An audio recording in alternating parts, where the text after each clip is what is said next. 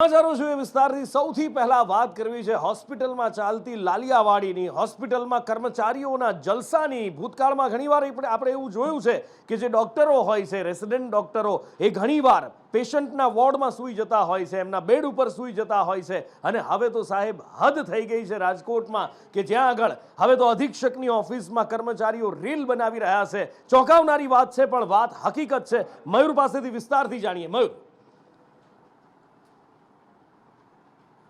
બિલકુલ નુપુર રાજકોટ સિવિલ હોસ્પિટલની આ ઘટના છે। સિવિલ હોસ્પિટલના મહિલા કર્મચારીએ કે જે સિવિલ સુપ્રિન્ટેન્ડન્ટ જે છે તેમની જ કેબિનની અંદર કામ કરી રહ્યા છે અને પોતે એડમિનિસ્ટ્રેટર છે તેમને ચાર રીલ્સ જે છે તે ઇન્સ્ટાગ્રામની અંદર બનાવી છે અને તે વાયરલ કરી છે અને આ ખૂબ જ વાયરલ થઈ રહી છે કારણ કે જે પ્રકારે કામ કરવાનું હોય અને કામ કરવાની જગ્યાએ જે લાલિયાવાડીઓ ચાલી રહી છે સિવિલ હોસ્પિટલમાં તે સ્પષ્ટપણે દેખાઈ રહી છે કારણ કે સિવિલ હોસ્પિટલમાં જે સિવિલ સુપ્રિન્ટેન્ડન્ટ છે તેમની જ જે મહિલા કર્મચારી છે તેમના દ્વારા રીલ્સ બનાવવામાં આવી હતી અને આ રીલ્સ જે છે તે સોશિયલ મીડિયાની અંદર વાયરલ કરવામાં આવી છે એટલે કે જે ઓફિસ જે છે તેમનો આ ઉપયોગ જે છે તે રીલ્સ બનાવવામાં કરાવ્યો છે અને આ સમગ્ર મામલે હાલ તપાસના આદેશ આપવામાં આવ્યા છે। સિવિલ સુપ્રિન્ટેન્ડન્ટ છે તેમના દ્વારા અત્યારે તમામ મામલે તપાસ જે છે તે કરવામાં આવી રહી છે। અને આગળ વાત કરવી છે હરણી તળાવમાં મૃત્યુ પામેલા એ હતભાગીઓની જેમની હત્યા કરવામાં આવી એ 12 માસૂમના વાલીઓ કોર્ટમાં પહોંચ્યા હતા। કોર્ટ દ્વારા સુઓ મોટો લેવામાં આવી છે તપાસના આદેશ આપવામાં આવ્યા છે ક્યાંય કચાશ ન રહે એના માટે કોર્ટ ખુદ નજર રાખી રહી છે અને જ્યારે વાલીઓ ત્યાં પહોંચ્યા સંદેશ ન્યૂઝ સાથે વાતચીત કરી તો એમનું દર્દ કદાચ જીરવી શકાય એવું નહોતું। શું વીતતી હશે એમની ઉપર એ કદાચ અંદાજો લગાવવો મુશ્કેલ છે પણ સંદેશ ન્યૂઝ સાથે જ્યારે વાતચીત કરી તો એમનું દર્દ કેમેરા સામે ઉભરાઈ આવ્યું હતું। જયંતિ પાસેથી જાણીએ જયંતિ। નુપુર આજે જે વાલીઓ છે વડોદરાની અંદર જે દુર્ઘટના બની હતી હરણી તળાવની અંદર જે બોટ ડૂબી હતી ને 12 જેટલા બાળકો અને 2 જેટલા ટીચરના મોત થયા હતા તે જે 12 બાળકોના વાલીઓ આજે હાઈકોર્ટ આવ્યા હતા। હાઈકોર્ટ આવ્યા ત્યારે તેઓએ સંદેશ ન્યૂઝ સામે વાત કરી તેમાં તેમનું દર્દ સ્પષ્ટપણે દેખાતું હતું। તેઓ રડી રહ્યા હતા। તેમની એક જ આશા હવે કોર્ટ પાસે છે કે કોર્ટ કડકમાં કડક સજા કરે। જે રીતે મોરબીની અંદર કોર્ટે કડક સજા કરી છે તે કોર્ટ કડક રીતે નિર્ણય લઈ રહી છે તે જ રીતે આજે હરણી તળાવની ઘટના બની છે તેમાં કોર્ટ છે તે કડક સજા કરે। એટલું જ નહીં જે સ્કૂલ છે તેના સંચાલકો સામે પણ કડક કાર્યવાહી કરવામાં આવે તેવી અત્યારે વાલીઓ માંગ કરી રહ્યા છે। વાલીઓને એક જ આશા અત્યારે કોર્ટ પાસે બંધાયેલી છે કે કોર્ટ જે પણ લોકો સંડવાયેલા છે તેમાં અધિકારીઓ હોય પ્રાઇવેટ કોન્ટ્રાક્ટરો હોય કે સ્કૂલ સંચાલકો હોય તમામ ઉપર કડક કાર્યવાહી કરે અને તેમની કડક ને કડક સજા કરે અને આ જે બાળકો છે તેમને ન્યાય આપે તેવી તેઓએ માંગ કરી હતી। એટલે શિક્ષણ મંત્રી કહી તો રહ્યા છે કે આવું ચલાવી લેવામાં નહીં આવે કોઈ પણ પ્રાઇવેટ શાળા હોય ટ્યુશન ક્લાસીસ હોય તો એક સવાલ શિક્ષણ મંત્રી આપને પણ છે કે શું એ શાળા ઉપર પગલાં ભરવામાં આવશે કે પછી એ શાળાના સંચાલકોનો આબાદ બચાવ થઈ જશે જેમની શાળાની અંદર જેમની હોસ્ટેલની અંદર આ બાળક પર અમાનુષી અત્યાચાર ગુજારવામાં આવ્યો છે। આશા છે કે જવાબ એ જ મળશે કે કાર્યવાહી થશે અને કાર્યવાહી જોવા પણ મળે એવી પ્રબળ આશા છે। આગળ વાત કરવી છે બેફામ બનેલા બુટલેગરોએ કરેલી એક એએસઆઈની હત્યા ગઈકાલે એએસઆઈએ ઈમાનદારીથી પોતાની ફરજ નિભાવી ત્યાં સુધી કે પ્રાણોની આહુતિ આપી દીધી કે ગુજરાતની અંદર દારૂની હેરાફેરી ના થાય ગુજરાતના યુવાધનને બરબાદ કરવાનો કારસો ન ઘડાવાય અને કેટલીક એ ખાખીમાં પેસેલી એ બેઈમાની જેની કિંમત પોતાના જીવથી એએસઆઈએ ચૂકવી છે પણ હવે તપાસના ધમધમાટ શરૂ થયા છે આરોપીઓને પકડવાની વાતો થઈ રહી છે। જય પાસેથી વિસ્તારથી જાણીએ। જેના પર આપણે બરાબર સાચું જણાવ્યું કે હવે તપાસનો ધમધમાટ શરૂ થયો છે આરોપીઓને પકડવાની તજવીજ હાથ ધરાઈ છે હાથ નથી ધરાઈ આરોપીઓ ઝડપાઈ પણ ગયા છે પરંતુ નુપુર અહીં મહત્વની બાબત એ છે કે જ્યારે પોલીસના ઉપર હુમલો થયો એ સમયે આખરે પોલીસ જાગી છે જે જાગવું ખૂબ જ વહેલું જરૂરી હતું। કદાચ જાગી ગયા હોત તો એ એએસઆઈનો જીવ ગયો ના હોત। ગઈકાલે જે બહાદુરીથી એક એએસઆઈએ બુટલેગરોને ઝડપવાના પ્રયત્નો કર્યા અને જે રીતે પોતાની પીસીઆર વેન એ બુટલેગરોની ગાડીની આગળ રાખી દીધી અને એ બુટલેગર જ્યારે એએસઆઈના ઉપર એ ગાડી ચડાવી દીધી એએસઆઈનું મોત થાય છે પરંતુ હવે એ બંને વ્યક્તિઓની ધરપકડ કરી લેવામાં આવી છે। જે ડ્રાઈવર હતો એ ડ્રાઈવરની ધરપકડ પણ કરી લેવામાં આવી છે જેની સાથે જ જો વાત કરવામાં આવે જે મુખ્ય આરોપી હતો જે ભૂપેન્દ્ર ઉર્ફે ભૂપી નામનો જે આરોપી હતો એની ધરપકડ પણ સ્ટેટ મોનિટરિંગ સેલે કરી છે। રાજસ્થાનથી આ મુખ્ય આરોપી ઝડપાયો છે અને જો ડ્રાઈવરની વાત કરવામાં આવે તો ડ્રાઈવર જે કાર ચલાવી રહ્યો હતો એ ડ્રાઈવરની ધરપકડ સાબરમતી પોલીસે કરી છે। નુપુર અને આગળ વાત કરવી છે હવે રાજનીતિની, અને રાજનીતિ ચરમ ઉપર છે ગુજરાતની અંદર. જ્યારે પણ ગુજરાતમાં ચૂંટણી આવે, પક્ષ પલટાના દોર જોવા મળે છે, રાજીનામાના દોર જોવા મળે છે, અને એ તો ક્યારનું ગુજરાતની અંદર શરૂ થઈ ચૂક્યું છે. એક પછી એક ધારાસભ્યો રાજીનામા આપી રહ્યા છે. કહેવાય રહ્યું છે કે અપક્ષના બધા જ ધારાસભ્યો સેટ થઈ ચૂક્યા છે, અને એમાં જે પત્તું ખર્યું છે એ છે આ વાઘોડિયાના ધારાસભ્યનું. વાઘોડિયાના ધારાસભ્યએ રાજીનામું આપી દીધું છે. ધર્મેન્દ્રસિંહ વાઘેલાએ આપેલા, ભૂપત ભાયાણીએ રાજીનામું આપ્યું, ચિરાગ પટેલે રાજીનામું આપી દીધું, CJ ચાવડા મોટો ચહેરો કોંગ્રેસનો, એમણે પણ રાજીનામું આપી દીધું, અને હવે ધર્મેન્દ્રસિંહ વાઘેલાએ રાજીનામું આપી દીધું છે. અને આ લિસ્ટ અહીંથી અટકતું નથી. આ લિસ્ટ ઘણું લાંબુ છે, અને આ લિસ્ટ મને લાગે છે ત્યાં સુધી હજી માર્ચ મહિના આવતા સુધી એક કાંગરા કોંગ્રેસના પણ ખરતા રહેશે, અને આ જ રીતે અપક્ષના ધારાસભ્યો પણ લાઇનમાં રાજીનામા આપવા માટે તૈયાર છે.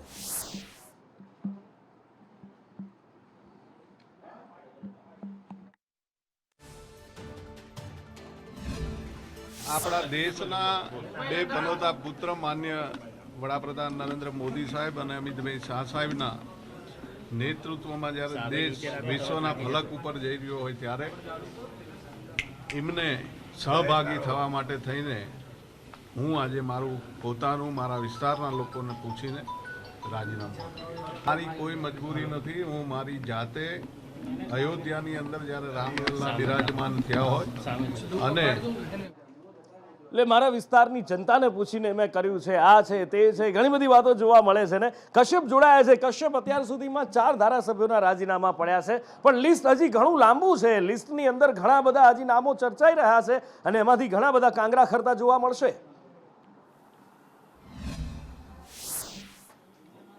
વિધાનસભાનું સંખ્યાબળ જે છે તે હવે 178 થઈ ગયું છે. 2 કોંગ્રેસ, 1 આપ અને 1 અપક્ષ ધારાસભ્ય છે તેને રાજીનામું આપી દીધું છે, અને તમામ આગામી સમયમાં ભાજપમાં જોડાશે. લોકસભા ચૂંટણી આવતા હજી પણ કેટલાક ધારાસભ્યો જે છે તે ભાજપના રડારમાં છે, અને કોંગ્રેસમાંથી હજી પણ વધુ રાજીનામા પડશે. ધર્મેન્દ્રસિંહ વાઘેલાએ રાજીનામું આપી દીધું છે, જે મૂળ ભાજપના છે, પરંતુ તેને ટિકિટ નહીં મળતા તેણે અપક્ષ ઉમેદવારી કરી હતી ને તે જીત્યા હતા. જીત્યા બાદ તે માવજી દેસાઈ અને ધવલસિંહ ઝાલા છે તેણે ભાજપને ટેકો જે છે તે જાહેર કરી દીધો હતો. મહત્વનું છે કે પાર્ટી સાથે સંકલન બાદ ધર્મેન્દ્રસિંહ વાઘેલા છે તેને રાજીનામું આપી દીધું છે, અને આગામી સમયમાં જ્યારે લોકસભા ચૂંટણી યોજાશે ત્યારે જે કોઈ રાજીનામા પડશે તે તમામ સીટ ઉપર પેટા ચૂંટણી યોજાશે, અને તે સમયે ધર્મેન્દ્રસિંહ છે તે પેટા ચૂંટણી ભાજપ તરફથી લડશે, અને ફરી એક વખત તે ચૂંટાઈને આવશે તેવો તે વિશ્વાસ જે છે તે વ્યક્ત કરી રહ્યા છે. વિસ્તારના લોકો સાથે ચર્ચા કરી અને તેણે આ રાજીનામું આપ્યું છે. 12:39 આજે વિધાનસભા અધ્યક્ષને મુલાકાત કરી અને ત્યારબાદ તેણે રાજીનામું આપ્યું હતું, અને આગામી સમયમાં તે ભાજપમાં જોડાશે. CJ ચાવડા, ભૂપત ભાયાણી અને હવે આ ધર્મેન્દ્રસિંહનું રાજીનામું છે તે સામે આવ્યું છે.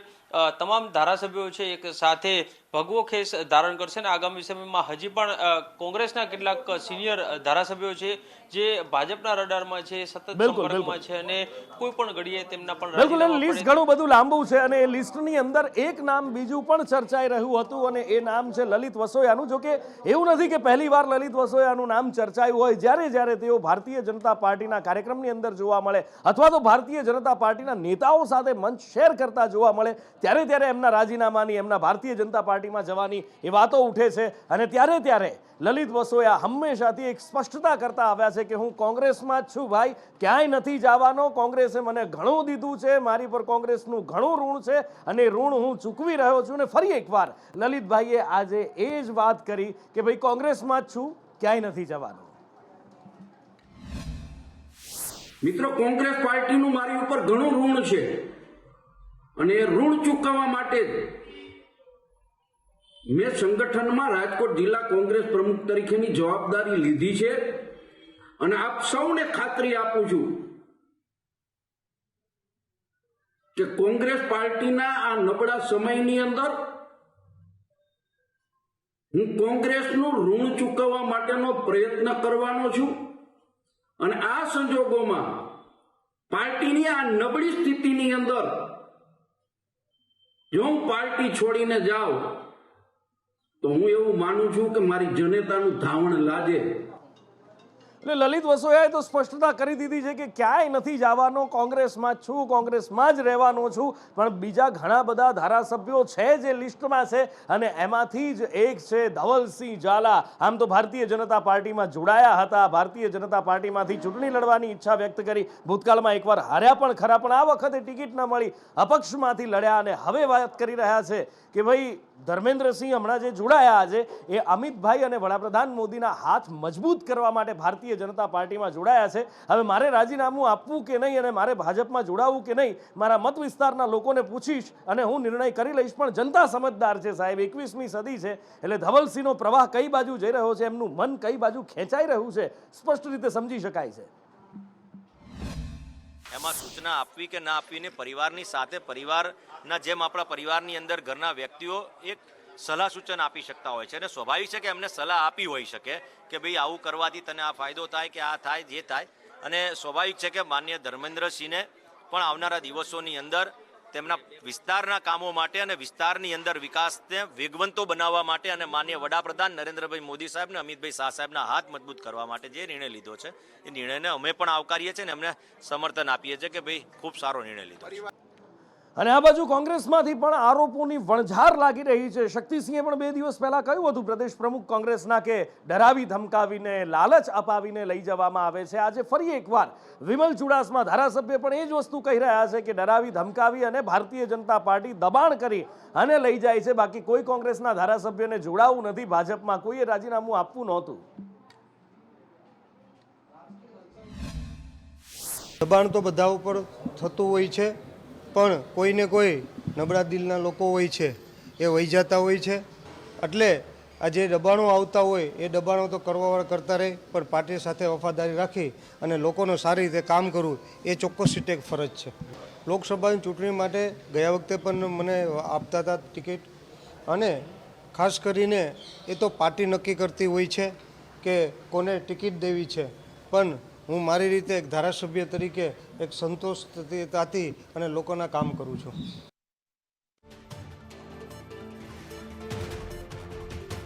વિમલભાઈ કહી રહ્યા છે કે ડરાવી ધમકાવીને લઈ જાય છે, દબાણ કરીને લઈ જાય છે, પણ એવા તો કેવા તમારા કોંગ્રેસના ધારાસભ્યોના દામન મેલા છે કે ડરાવવા ધમકાવાથી એ ડરી જાય છે, ધમકાવાથી એ ડરી જાય છે. કારણ કે પોતે જો કોઈ જ વસ્તુ ખોટી નથી કરી તો કોઈનાથી ડરવાની શું જરૂર છે. અને એવા તો કેવા પ્રજાના પ્રતિનિધિઓ છે કે લાલચથી જ એમનું મન ડગમગી જતું હોય તો પછી એ પ્રજાના પ્રતિનિધિ કહેવાને લાયક છે ના.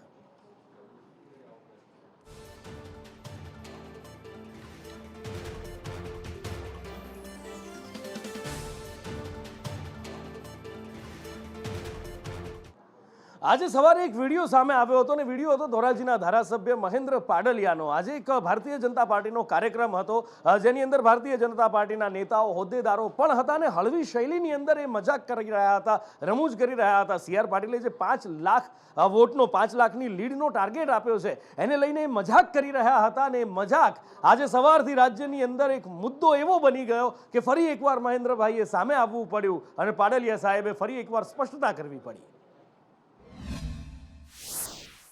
ટેન્શન ક્યારથી કરી ગયું છે તમને કહું કે 5 લાખની લીડની પાટલે સાહેબે ટાર્ગેટ આપ્યું. મેં તો 5 લાખમાં અમે કીધું મારવું ક્યાં. એટલે હું છે ને જયેશભાઈને ને ગોંડલ જયરાજસિંહ બાબુને કહેવાનો છું ભાઈ તમે 1.25 લાખનું વોટ કરી નાખો પૂરું, મારે કઈ બહુ વાંધો ન આવે. બરાબર.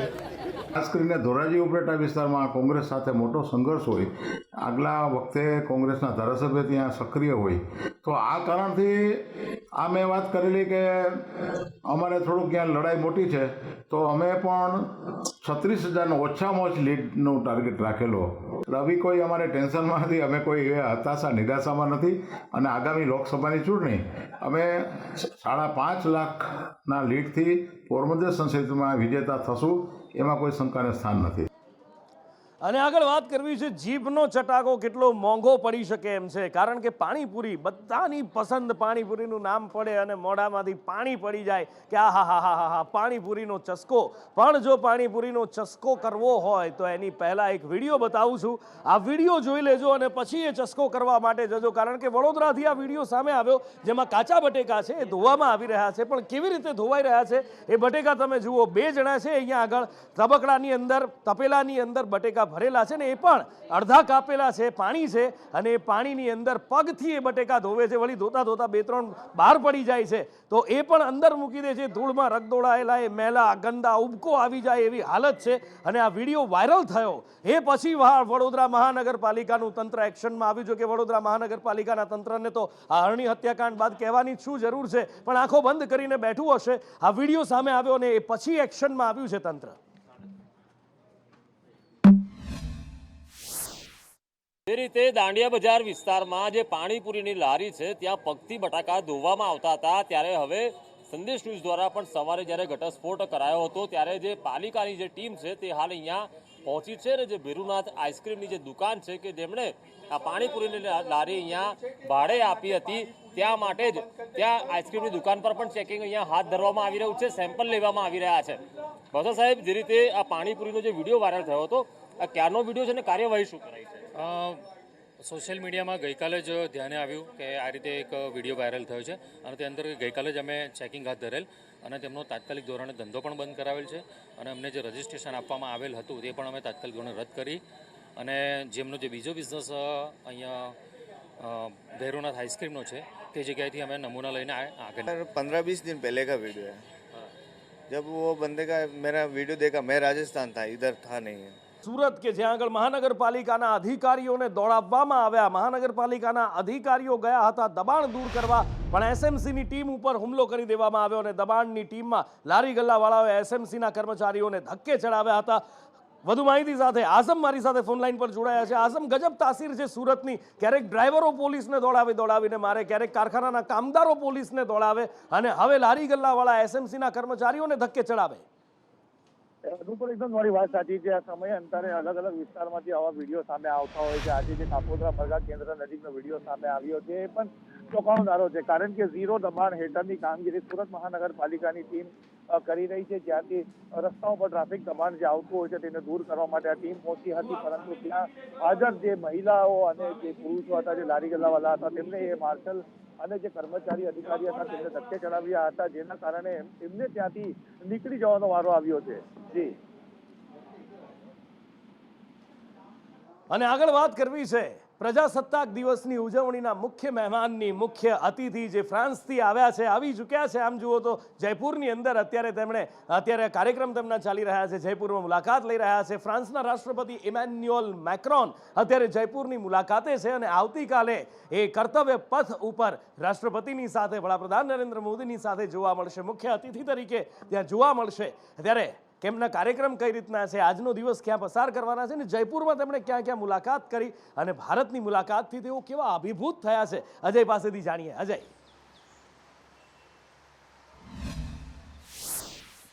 देखिए, निश्चित तौर पे इस बार गणतंत्र दिवस के जो मुख्य अतिथि हैं फ्रांस के राष्ट्रपति इमैनुअल मैक्रोन हैं और वो भारत पहुंच चुके हैं. 2:30 बजे करीब वो जयपुर एयरपोर्ट पे पहुंचे, जहां पर उनका न सिर्फ जयपुर के जो राज्यपाल हैं, वहां के चीफ मिनिस्टर हैं और खास करके विदेश मंत्री जयशंकर की तरफ से उनका स्वागत किया गया. और स्वागत होने के बाद सबसे पहले जो फ्रांस के राष्ट्रपति हैं आमेर फोर्ट पहुंचे, वहां पे करीब 2 घंटे का वक्त उनको बिताना है और इसके बाद कहा जा रहा है कि थोड़ी देर में ही वो वहां से जंतर मंतर पहुंचेंगे. जंतर मंतर दुनिया की सबसे बड़ी वेधशाला है और खास करके विश्व धरोहर कहा जाता है और ये ऐसा प्लेस है जहां पर न सिर्फ राजस्थान में जो राजठाठ है, बल्कि भारत की जो तकनीक है और विज्ञान में जो महारत है उस वक्त की, वो सारा कुछ यहाँ पर देखने को मिलेगा. तो जब जंतर मंतर पहुंचेंगे तो प्रधानमंत्री नरेंद्र मोदी के द्वारा वहीं पर स्वागत किया जाएगा और एक रोड शो वहां से सांगेरी गेट की तरफ किया जाएगा, जो कि करीब 1.6 किलोमीटर लंबा है.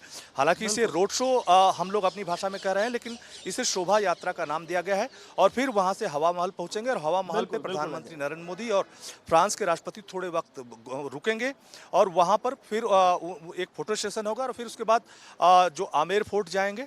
आमेर फोर्ट में पीएम मोदी और मैक्रोन के साथ बैठक होगी और फिर उसके बाद डिनर होगा और फिर उसके बाद दिल्ली के लिए दोनों नेता रवाना हो जाएंगे. जी બિલકુલ. ફ્રાન્સ સાથે ભારતના સંબંધો ઘણા જૂના છે અને એની સાથે સાથે હવે વ્યાપારિક સંબંધો પણ વિકસિત થઈ રહ્યા છે અને એની સાથે સાથે ભારતે જે હથિયાર મેન્યુફેક્ચરિંગ ક્ષેત્રની અંદર જે પગલું આગળ વધાર્યું છે એમાં પણ ફ્રાન્સ એક મહત્વનું સાથી છે.